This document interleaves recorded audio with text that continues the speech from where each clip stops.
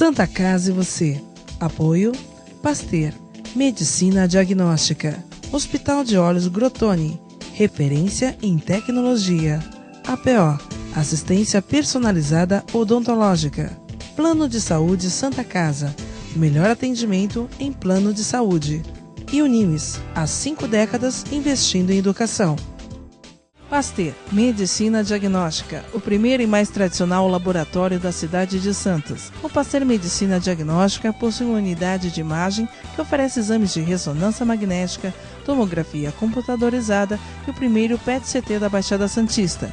Disponibilizamos serviços de coleta móvel, medicina ocupacional e um serviço exclusivo de drive-thru coleta, distribuídas em Santos, São Vicente, Praia Grande, Cubatão e Guarujá. Pasteur, mais completo ainda.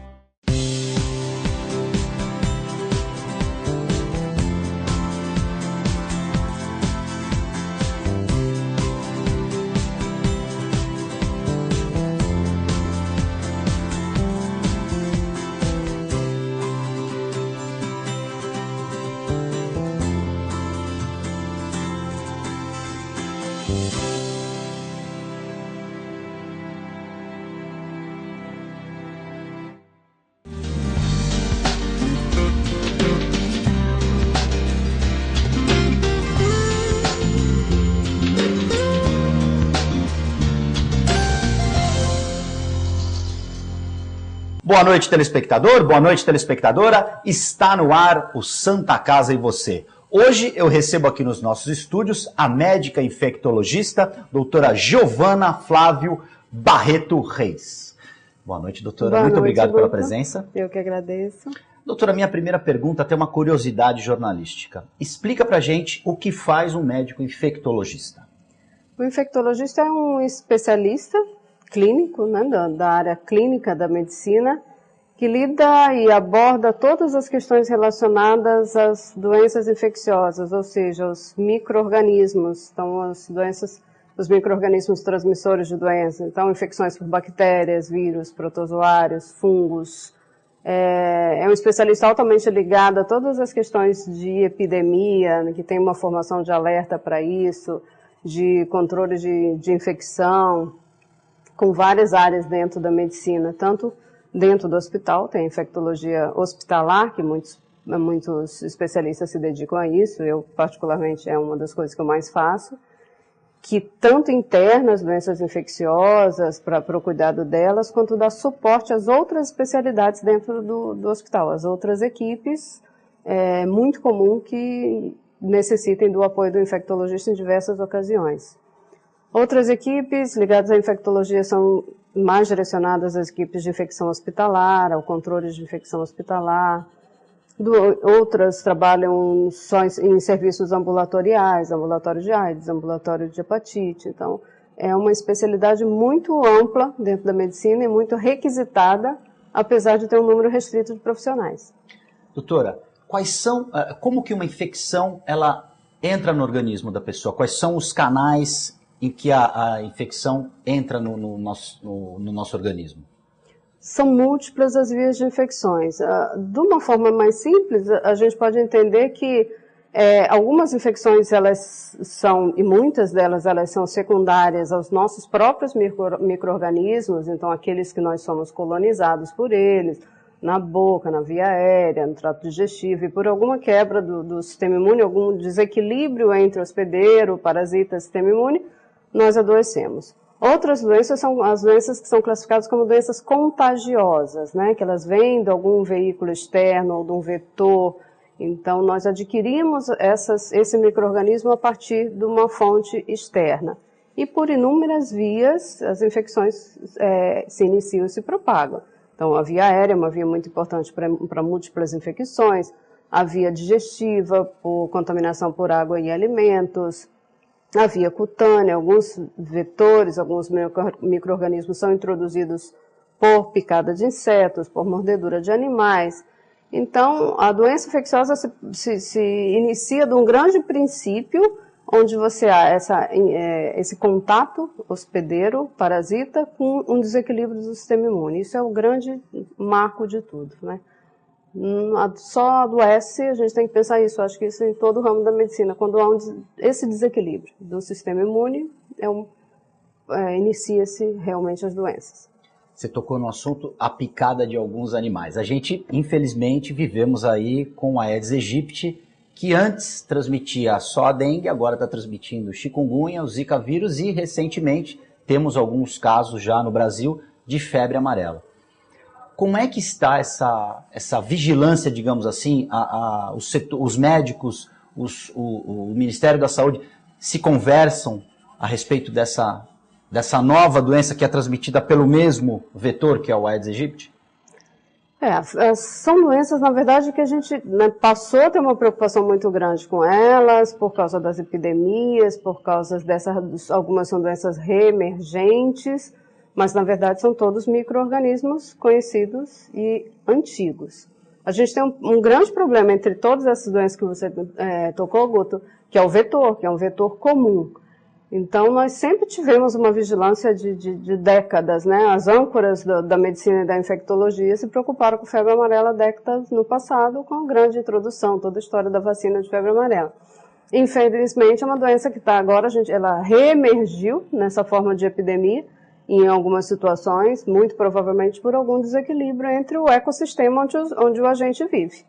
Ou seja, a culpa é nossa do homem, né? Nós é que provocamos esse desequilíbrio. Sempre. Eu acho que o desequilíbrio na natureza sempre tem o papel do homem, invadindo áreas que não eram para ser invadidas, não tendo preocupação com as florestas, o desequilíbrio de invasões de áreas de mata, infelizmente, a nossa pouca educação com os dejetos, com o lixo, continuamos, a gente fala muito, reclama da dengue, culpa o governo, sempre coloca a culpa no governo, mas é muito comum a gente estar andando de carro e ver alguém jogando uma garrafinha pela janela, um copo plástico, né? Muitos nas festas, se você passar, em alguns locais você vê, após uma festa, você vê que tem milhares de copinhos plásticos no chão. E basta um pouquinho só de água para aquele copinho virar...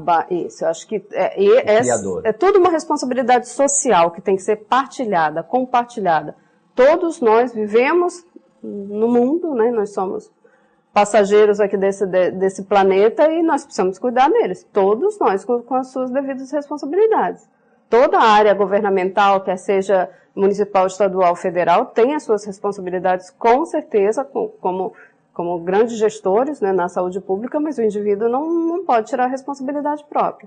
Quando a gente deixa água, quando a gente joga o lixo no local indevido, quando a gente descarta um material plástico na rua, que a gente sabe que vai chover, que vai criar água e que é a casa do Aedes, né? A gente vai propiciar ali, vai começar a se propagar esse vetor, que agora vira um monstro, né? É um pesadelo. É um 4 em 1 agora. Agora. Até quando e até qual mais, e o que vem por aí é sempre um susto muito grande. A gente acaba de começar a introduzir uma vacina para dengue, e aí a gente vai ter vacina para dengue, isso vai dar uma proteção pelo menos boa para doença grave. Aí a gente tem chikungunya, tem zika e agora o retorno da febre amarela. Então, cuidar do vetor, a não procriação do vetor é a profilaxia, que é a prevenção mais importante. Isso é um dever de todos, porque as pesquisas mostram que 70%, o Aedes aegypti é um mosquito caseiro. Ele 70% dos casos acontecem dentro das casas. Ele está perto da gente, está nas piscinas, que aí nós não nos descuidamos, né? A gente reclama do descarte inadequado do lixo lá na população de baixa renda, mas também existem pessoas que deixam suas casas com suas piscinas em condição inadequada. Então, por isso que eu sempre penso que é um partilhar de uma responsabilidade social. Todos nós vivemos aqui no mundo, e a gente precisa compartilhar dessas responsabilidades e fazer um mundo melhor. Né? No caso da febre amarela, doutora, existe aí uma falta de informação, na minha opinião, sobre quem deve tomar a vacina, quem não precisa tomar. Qual a orientação médica a respeito disso? A vacina da febre amarela, as pessoas devem seguir as normatizações das orientações do Ministério da Saúde. Nós temos equipes técnicas excelentes que controlam e que estão atentas a essa doença, que é uma doença de notificação compulsória. Então, a princípio, deve-se vacinar para a febre amarela as pessoas que vivem em região de risco ou que vão se deslocar para essas regiões de risco de febre amarela. E existem algumas contraindicações da vacina da febre amarela. Então, que são várias. Então, assim, por exemplo, acima de 60 anos, pacientes com doenças crônicas, então, por exemplo, pacientes com AIDS, pacientes em uso de quimioterapia, de medicações imunossupressoras, são pessoas que não devem se vacinar para a febre amarela, salvo exceção de extrema indicação pelo seu médico quando ele pesar risco-benefício para isso. Não é assim, porque uma vacina é gratuita, está dando no posto, todo mundo que tem que se vacinar. Em vacina a gente tem um raciocínio seguinte, a vacina que não está indicada, ela está contraindicada. Ou seja, ela vai fazer mal. Ela tem um risco, ela pode fazer mal. Particularmente é o exemplo da febre amarela por ser uma vacina de vírus vivo atenuado. Se ela for administrada num paciente que tenha problemas imunológicos, esse indivíduo ele pode desenvolver a febre amarela, resultado desse vírus. Porque ele não é um vírus morto. Ele é um vírus atenuado. Então, num indivíduo imunossuprimido, ele pode provocar um quadro clínico da própria doença ou inúmeras outras complicações.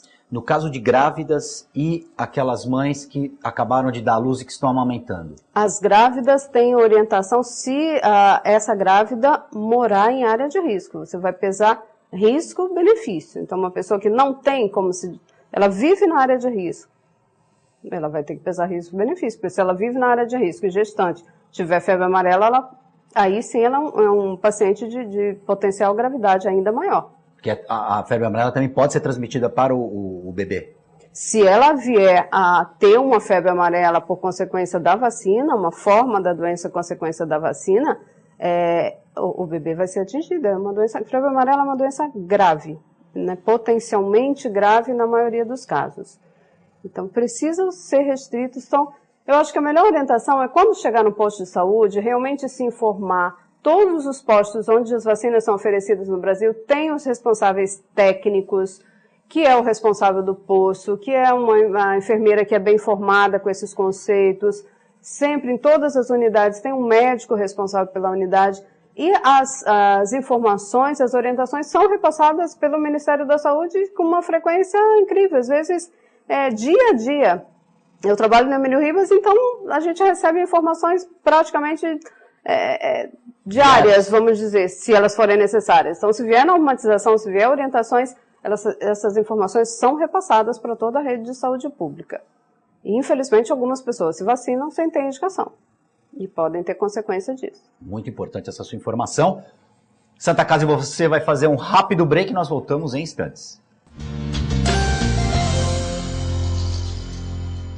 Pasteur, Medicina Diagnóstica, o primeiro e mais tradicional laboratório da cidade de Santos. O Pasteur Medicina Diagnóstica possui uma unidade de imagem que oferece exames de ressonância magnética, tomografia computadorizada e o primeiro PET-CT da Baixada Santista.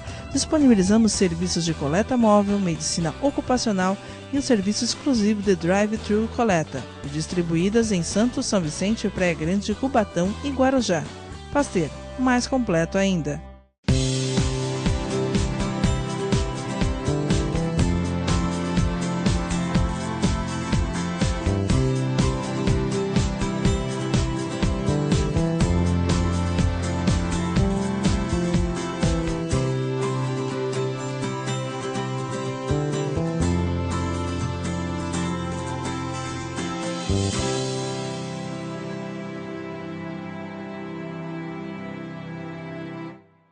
APO Planos Odontológicos Empresariais. Há 15 anos cuidando da saúde bucal de seus funcionários, com mais de 200 dentistas credenciados e cobertura em todo o território nacional. Central de atendimento exclusiva, planos extensivos à família, controle de qualidade permanente e liberação online de vários procedimentos. Faça como as grandes empresas da região e contrate o plano de saúde empresarial da APO. Atendemos empresas a partir de 3 funcionários. Em Santos, ligue 2104-4000 ou acesse apoodonto.com.br.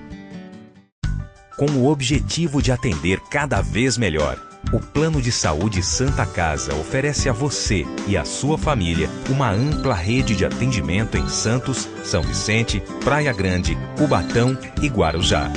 Além de contar com a melhor equipe médica e multiprofissional do litoral paulista.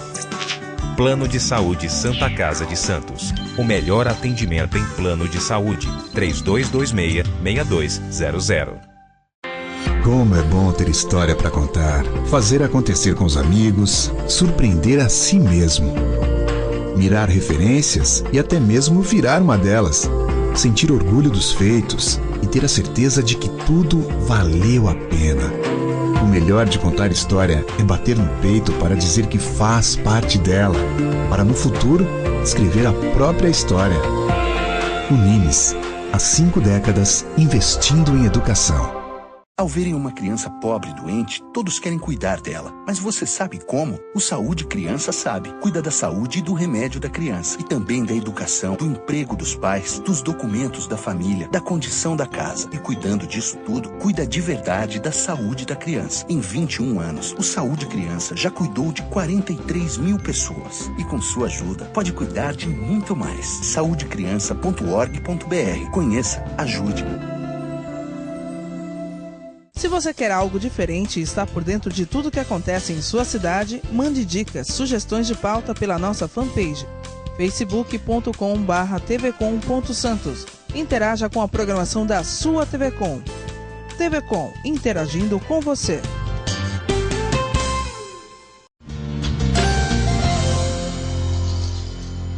Santa Casa e você já está de volta. Hoje nós recebemos aqui a médica infectologista da Santa Casa de Santos, a doutora Giovana Flávio Barreto Reis. Doutora Giovana, eu queria conversar com você agora sobre HIV/AIDS.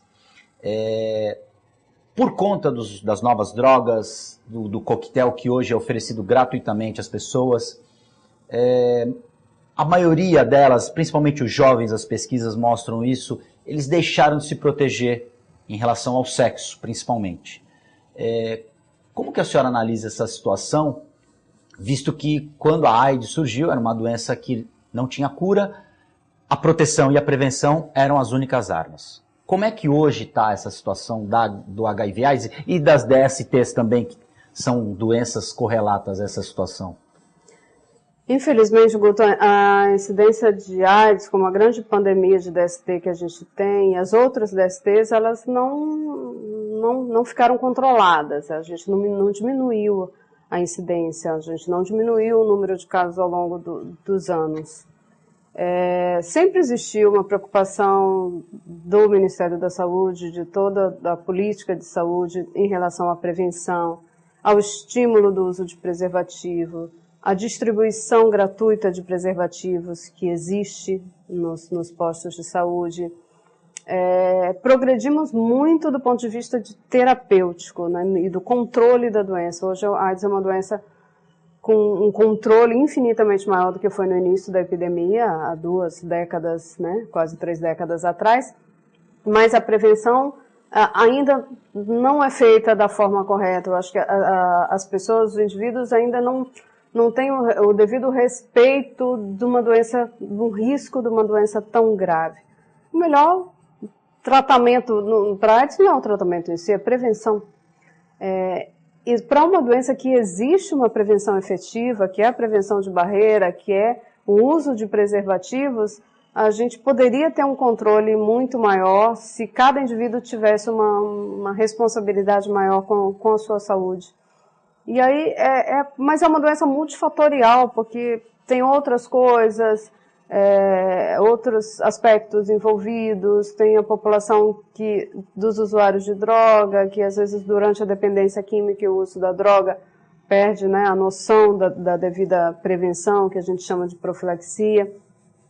Infelizmente ainda não é o que desejamos. A gente esperaria que com todo esse veículo de comunicação social, internet, as pessoas, com toda essa disseminação de informação que existe, que hoje podem ser raríssimas as pessoas que não ouviram falar de AIDS, não sabem como prevenir e não têm a noção de que AIDS é uma doença séria. Mas ainda é muito aquém do que a gente gostaria. Porque a gente gostaria mesmo que a AIDS fosse uma doença erradicada. A gente não tem isso, não temos perspectiva disso nos próximos anos. O que a gente tem hoje é um controle muito bom da doença, da progressão da doença, se o indivíduo se dispõe a tomar as medicações que são efetivas, que hoje a gente tem o protocolo de iniciar a terapia antirretroviral assim que é feito o diagnóstico, diferente do que era no passado, esses protocolos vêm sendo mudados. A gente tem drogas efetivas, tem combinação de drogas com um número menor de comprimidos por dia, o que ajuda muito a pessoa a aderir a essa medicação. Então a gente tem uma doença sob controle clínico, vamos dizer, para aqueles que se dispõem a tomar remédio corretamente, fazer as suas consultas médicas, mas não temos o controle do ponto de vista de transmissão ainda como seria o adequado. Pela evolução das drogas, os efeitos colaterais também desse coquetel foram reduzidos? Porque no passado era um impacto grande. Muito menos que no passado, né? A gente tem drogas melhores, com menos efeitos colaterais. Nenhuma droga é isenta de efeito colateral. Então isso não pode também levar a gente a descansar e achar que AIDS vira uma doença simples, porque em algumas situações eu tenho uma combinação de drogas que juntam 3 medicações num comprimido, o indivíduo toma um comprimido só por dia. Existe isso, a medicação é efetiva, mas efeitos colaterais existem. Então o controle médico precisa ser contínuo, ser prosseguido, e preferencialmente esse indivíduo precisa ser tratado com um especialista que tenha a informação adequada no grande controle da medicação, dos efeitos colaterais. As medicações têm vários efeitos cardiovasculares, renais, de distribuição de gordura. Não deve ser uma doença negligenciada como uma doença simples. Não é. Ainda mais quando o indivíduo, se ele não fizer um controle adequado da doença, se essa questão, esse estado imunológico entrar em descontrole, ele pode ter doenças oportunistas, doenças graves que podem culminar no óbito, e a gente ainda tem mortalidade por AIDS. Não é uma doença que está controlada em 100% dos indivíduos. As pessoas continuam morrendo da síndrome, né? Do resultado dessa síndrome com depressão do sistema imune. Então, esse paciente ele tem que ser monitorado sempre? Sempre. As medicações, inclusive, elas não são liberadas a longo prazo. Os pacientes retiram as medicações nos polos de distribuição.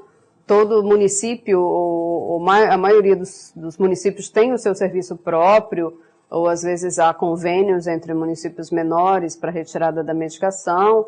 Então existem na rede pública os ambulatórios com os especialistas, na grande maioria com infectologistas que fazem esse controle. A medicação é liberada usualmente para 2, no máximo 3 meses. A cada 2, 3 meses o paciente tem que ter uma nova receita, uma receita atualizada, que isso tudo é documentado e que é uma prova que ele está fazendo o controle e está passando pelo médico. E aí ele é reavaliado pelo médico? Ele é reavaliado. O paciente com HIV, com AIDS, por mais estável clinicamente que ele esteja, ele não tem uma receita de terapia antirretroviral que vai durar 1 ano. Não é simplesmente ir lá no posto tomar remédio, ele precisa do controle. Ele precisa de um controle imunológico, de todos os exames gerais, para saber como andam as hemácias, o hemograma, o controle renal, o controle hepático, tudo isso é feito pelo especialista, com um controle muito rígido. Por isso a gente diz que o segmento ele é contínuo, não tem alta. Até para se evitar, como você falou, a incidência de doenças oportunistas que podem se aproveitar dessa baixa imunidade do paciente. Ou até de falha, né? De falha terapêutica, você precisa identificar, né? Se o paciente... se ele volta a positivar a carga viral, ele era um paciente com carga viral indetectável e volta a positivar, a gente vai fazer algumas hipóteses, ou o remédio falhou, ou o paciente falhou em tomar o remédio. Não tomou como deveria tomar. Não tomou como deveria, e aí a gente identifica nessas visitas, nesses exames de controle, se um determinado exame, que é o principal dele, né, que chama a contagem das células CD4, se essas células caírem a um limite crítico, esse é o momento da possibilidade de instalação das doenças oportunistas, né? Oportunistas por isso. Doenças, micro-organismos que aproveitam, então, desta oportunidade de um sistema imune debilitado assim, e elas se reativam.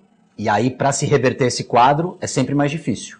Quando essa doença se instala numa pessoa já debilitada... algumas doenças oportunistas, elas têm uma taxa de mortalidade alta. Então, podem ser doenças muito graves, de acometimento do sistema nervoso central, de doenças neurológicas severas, que podem levar ao óbito ou levar a sequelas, de pneumonias, que podem constar com insuficiência respiratória aguda e até óbito. Então, as doenças oportunistas, elas são normalmente doenças graves. Por isso que a gente, né, tem os serviços de referência, os serviços de enfermaria, essa retaguarda, é o exemplo do nosso serviço na Santa Casa. Então, a nossa maior população de pacientes internados são de pacientes com infecção pelo HIV. Perfeito. Doutora Giovana, infelizmente nosso tempo acabou. Muito obrigado pelas informações, pela presença. Como eu sempre digo, a senhora voltará aqui porque o assunto é muito vasto e a informação acho que é a nossa maior arma. Não é um assunto que não se acaba. Muito obrigada, eu que agradeço a oportunidade. Santa Casa e você, fica por aqui, nós voltamos na próxima edição.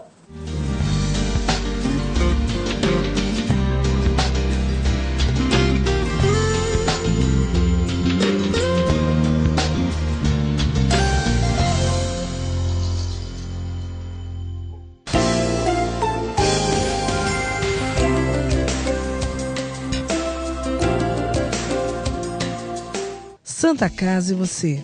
Apoio Pasteur, Medicina Diagnóstica, Hospital de Olhos Grotoni, referência em tecnologia. APO, assistência personalizada odontológica. Plano de Saúde Santa Casa, o melhor atendimento em plano de saúde. E Unimes, há 5 décadas investindo em educação. APO Planos Odontológicos Empresariais. Há 15 anos cuidando da saúde bucal de seus funcionários, com mais de 200 dentistas credenciados e cobertura em todo o território nacional. Central de atendimento exclusiva, planos extensivos à família, controle de qualidade permanente e liberação online de vários procedimentos. Faça como as grandes empresas da região e contrate o plano de saúde empresarial da APO. Atendemos empresas a partir de 3 funcionários. Em Santos, ligue 2104-4000 ou acesse apoodonto.com.br. Com o objetivo de atender cada vez melhor, o Plano de Saúde Santa Casa oferece a você e a sua família uma ampla rede de atendimento em Santos, São Vicente, Praia Grande, Cubatão e Guarujá.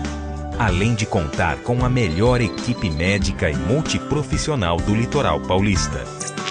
Plano de Saúde Santa Casa de Santos. O melhor atendimento em plano de saúde. 3226-6200. Como é bom ter história para contar, fazer acontecer com os amigos, surpreender a si mesmo. Mirar referências e até mesmo virar uma delas. Sentir orgulho dos feitos e ter a certeza de que tudo valeu a pena. O melhor de contar história é bater no peito para dizer que faz parte dela, para no futuro escrever a própria história. Unimes, há 5 décadas investindo em educação.